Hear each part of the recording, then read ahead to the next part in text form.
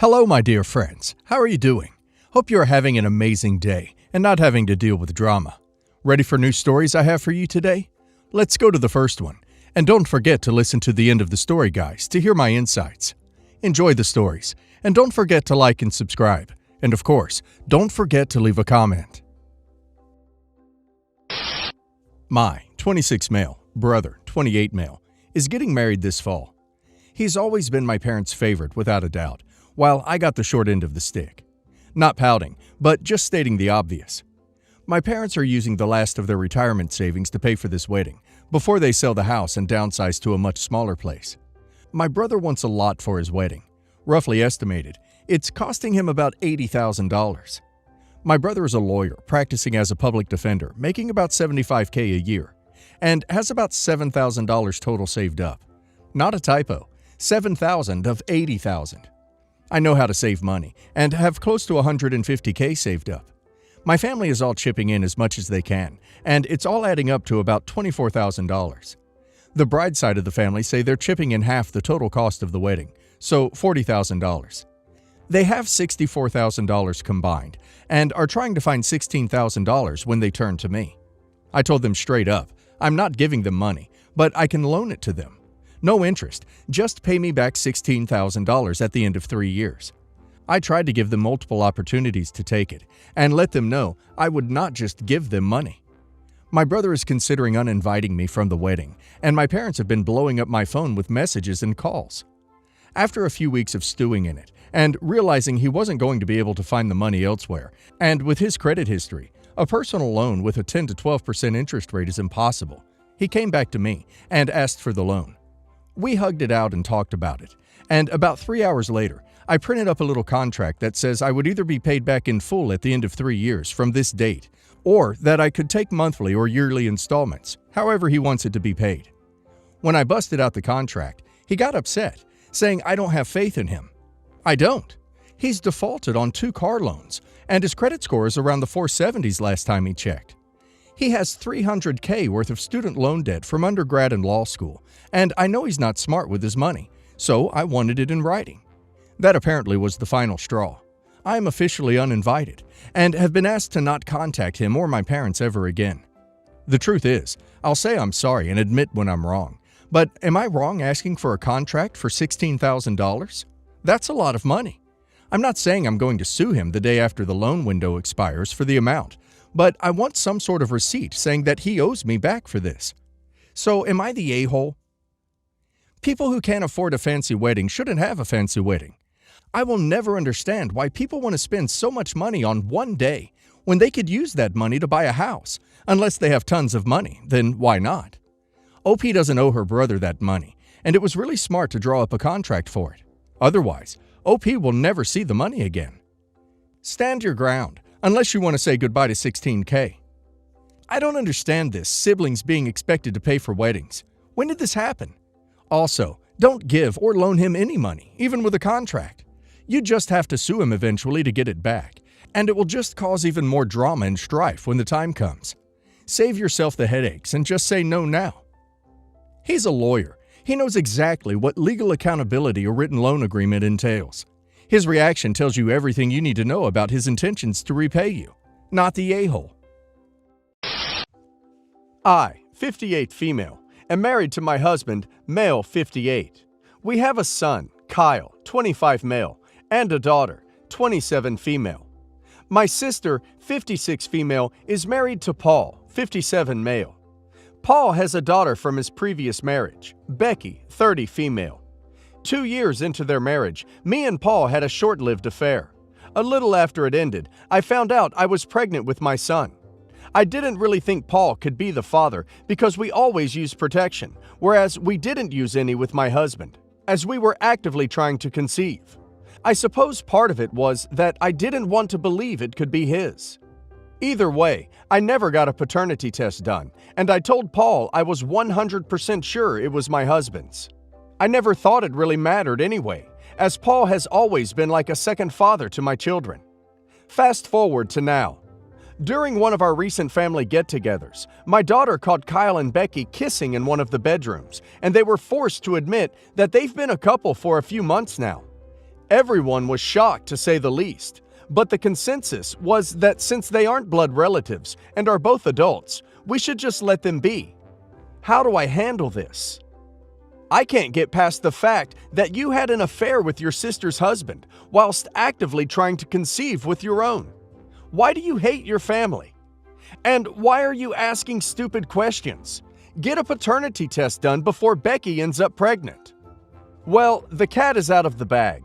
My son's laptop broke and he borrowed mine.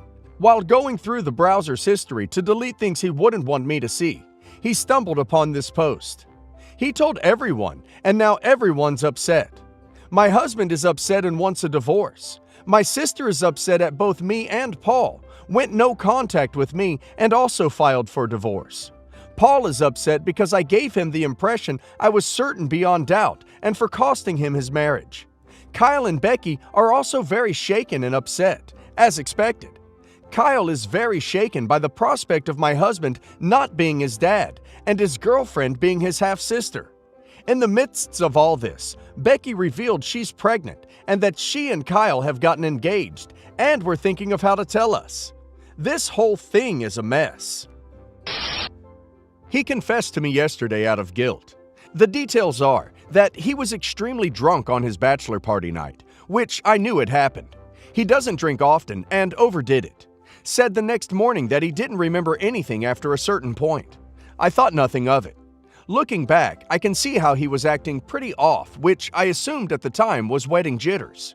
Now, he's told me he did remember coming home that night, which was when my mom, staying with us that week for the wedding, came on to him. He went along with it to the point of ending up having S in her bed. In fact, he passed out in her bed and was there the whole night. My bachelorette party was the same night. I came home around 3 a.m. to see he wasn't in our bed. I texted him, but assumed he had crashed with a friend, as he'd said he might do that if things got crazy. But he was actually with my mother, right in the room next door. The next morning, he quietly slipped out while I was still asleep. Then opened the door pretending he just got home after sleeping off the drunkenness at his friend's. He got into bed with me and told me that lie. As if that wasn't enough, he also initiated S soon after. He'd been ducking my mother mere hours before. We got married the very next day. Duck everything. I literally cannot believe this. My mother has a history of trying to flirt with guys I've dated and being inappropriate. Not this bad, but still. My husband knew this. We'd laughed about it. He assured me he would never in a million years think she was attractive. What the duck? I called her last night, just said, "Husband told me everything." She spent several minutes pretending not to know what I was talking about, then denying everything and saying he was making it up, then claiming she'd woken up to my husband forcing himself on her. The sheer audacity of the BS she is capable of is beyond any disgust I can properly convey. I eventually just ended the call. I could not stop crying. She refused to even admit the truth, let alone take responsibility or apologize. I'm not even worth basic honesty in my own mother's eyes. I'm not even worth a half-hearted "I'm sorry" to her. The person who's supposed to love you no matter what. And does she also think I'm stupid?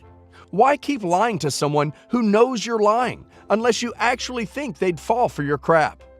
Today, I can't cry at all. Everything feels unreal.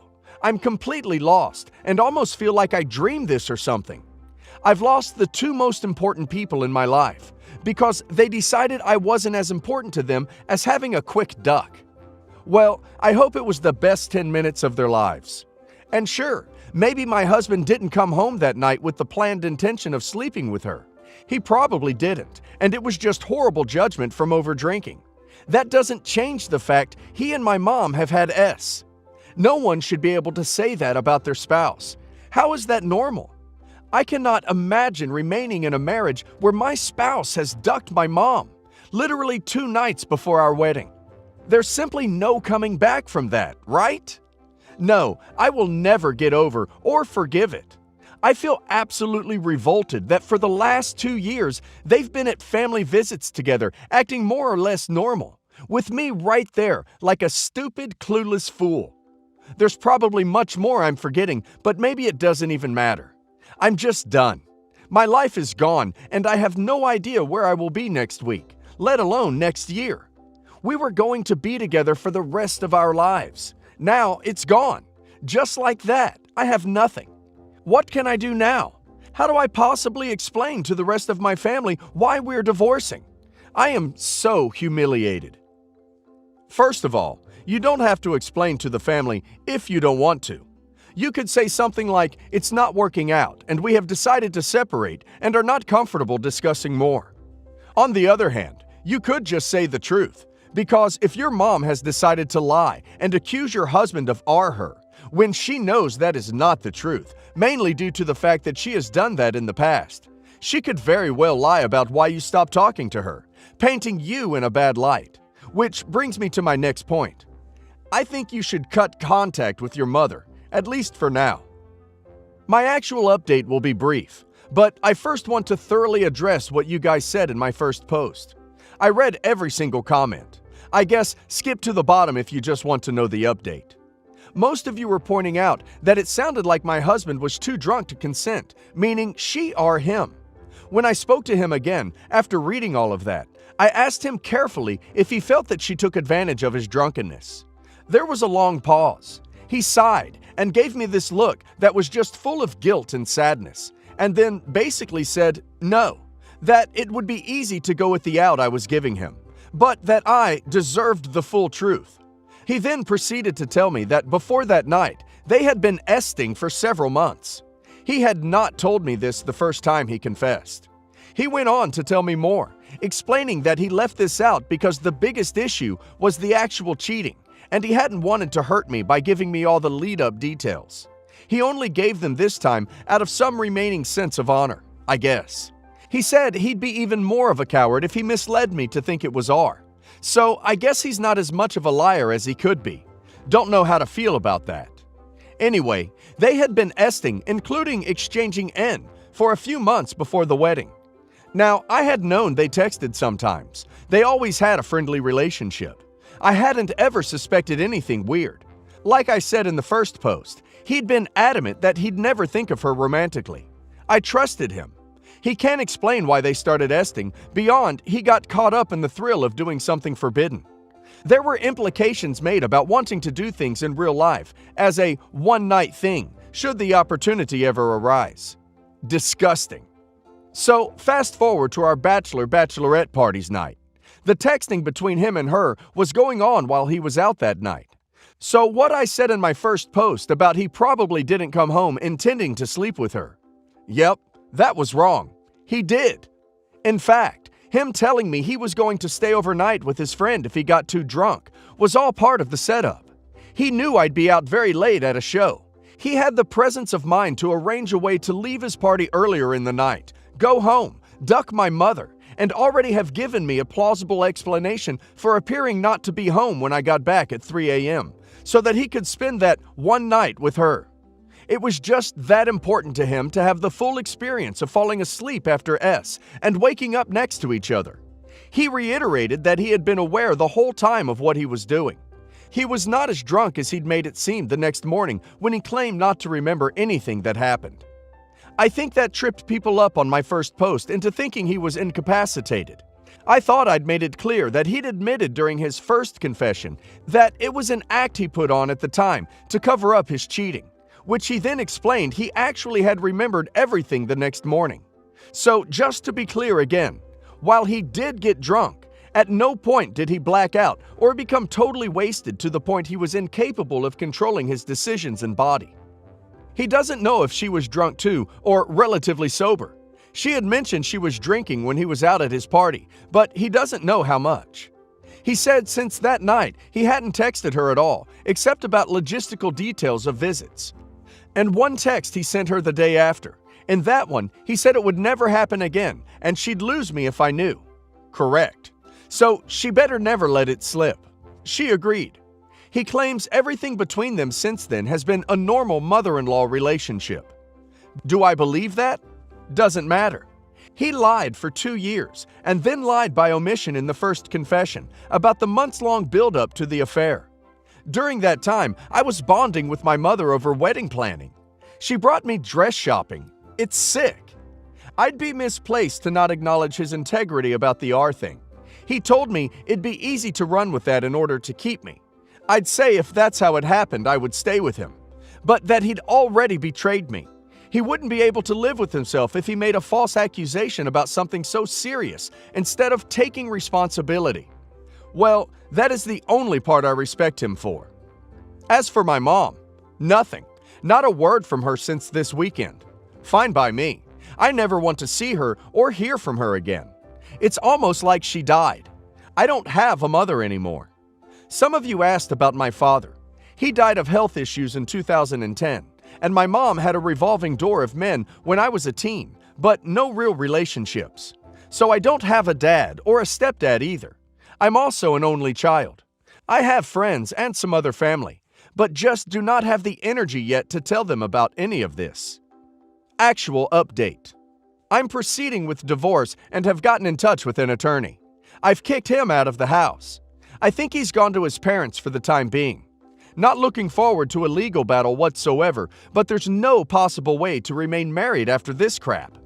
To this day, he doesn't know why he did it. I have my own suspicions based on things he's said in the past about wishing he'd had more S-partners before me, because he felt like he had missed out on his youth. Maybe that was my clue I wasn't enough for him. Should have listened, but I let him and some friends talk me into believing I must be, or he wouldn't be with me, and that all guys have regrets like that and sacrifice them for the right woman. Clearly, that wasn't me. I won't be dating for a long time because obviously I'm colorblind to red flags. My sister and I are very close. We tell each other everything. She was adopted as a baby since our mom struggled with fertility, and I was the miracle baby. Our parents love us both, but they totally give her older sibling privilege, even now when we're both adults. They tell her everything. She knows about stuff weeks before I do, but I've never been very bothered by it. Also, our mom can be a bit distant. Ever since I was in high school, she struggled with holding a job and always had a tendency to withdraw for a few days. I was told by our dad that it was because of her issues with depression. I've never taken it personally. Yeah, it can be difficult some days, but she's a good mom. She goes on frequent vacations and lives in another state, so we don't see each other all that much. Anyways, my sister was really sick and ended up in the hospital. About a week and a half ago, things got bad and she was put in intensive care. Both of us were really freaked out and she thought she was going to die. Like, my sister was making calls and telling people she loved them. It was scary. When my sister was admitted to the ICU, she told me that she didn't want to die without telling me some things. So she told me that I wasn't my parents' child. Our dad had an affair with our mom's sister, and when our aunt got pregnant, our dad convinced our mom to stay with him by promising she could raise the baby, me. She said yes, obviously, and as though telling me all this wasn't enough, my sister told me that our mom has been addicted to D and alcohol for roughly the past decade. I didn't know what to say, and she just kept going, saying our mom goes on vacations that are really trips to rehab. I felt frozen, like I couldn't say or ask anything. I didn't. My sister is okay now. Our parents are with her. I don't have any idea what to do. I can't look at my mom without thinking of all the lies I've been told. I can't look at my dad without feeling betrayed. A few days ago, I asked my sister about it and asked how she knew, and she said they just told her. She asked me not to bring it up with our parents, since they'd be angry at her for telling. But how can I not? What do I do? Who can I trust? Your sister was a truth teller at the end. Your dad is still your bio dad, and you can understand why your mom is a mess. Your parents are flawed human beings. You need to have a conversation with your folks and hear the complete story from their lips. You will need to decide how to relate to your aunt, mom. Given the complexities involved, you should start searching hard for a therapist with expertise in these situations. One last thing, you and your sister have the same mom, regardless of your birth.